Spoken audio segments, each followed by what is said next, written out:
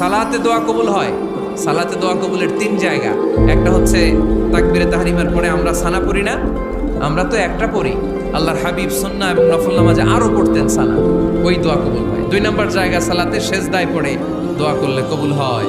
আকরাবু মা ইয়াকুনুল আবদু মির রাব্বিহি ওয়া হুয়া সাজিদ ফাকসিরু ফীহি দুআ।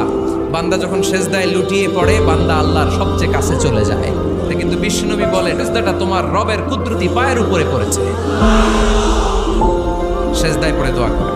সালাম ফিরানোর আগে বিশ্বনবী দোয়া করতেন, লা ইউসাল্লিমান্না আহাদুকুম হাত্তা ইয়াতাআওয়াযা মিন আরবা'a।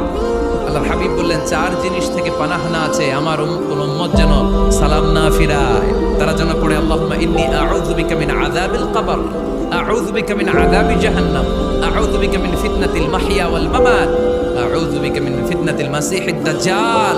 আল্লাহ কবরের আযাব থেকে বাঁচাও, আল্লাহ জাহান্নামের আগুন থেকে বাঁচাও, আল্লাহ জীবন